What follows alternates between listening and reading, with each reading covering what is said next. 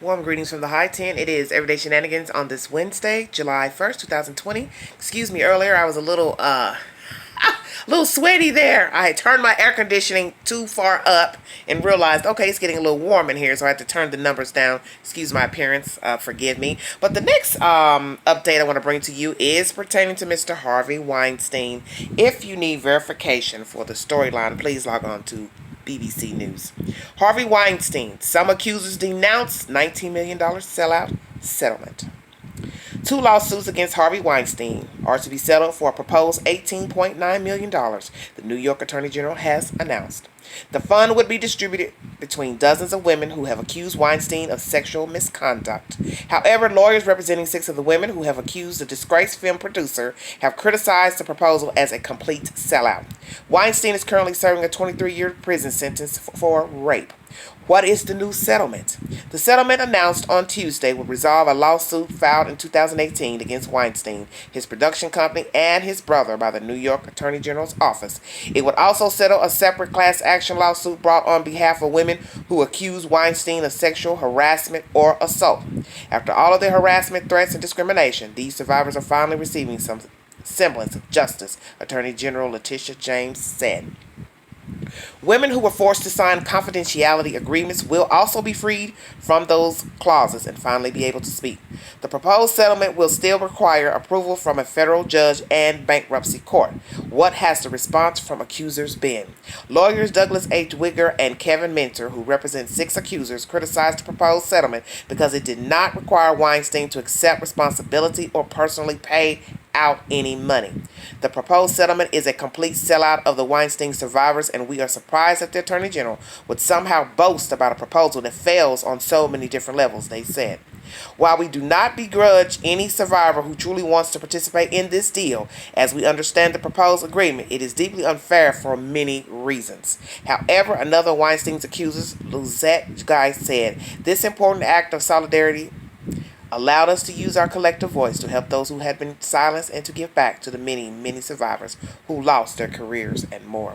There is no amount of money that can make up for this injustice, but I'm extremely proud of what we've accomplished today." In February, Weinstein was convicted in New York City of third-degree rape and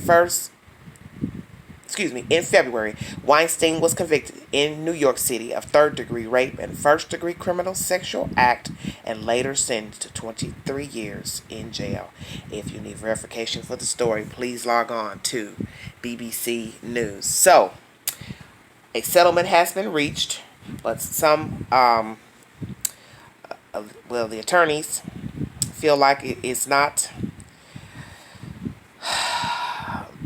That has represented 6 women has basically said that it was a complete sellout. So that is the said news. What's interesting is that he was in business with his brother. So now having all these women come forward, God knows if any more will come forward, to also try to get a piece of this settlement, if any. The brother may have had children, a family. So now he's gone down in flames with his brother because he was in business with him.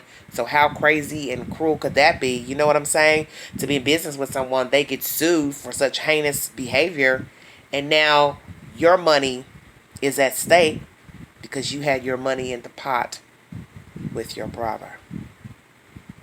So imagine that. And I remember reading months ago that the brother was also a partner in this production company, and I'm sure he's not feeling the best considering his brother being sued, then the company being sued, and now there's a settlement reach.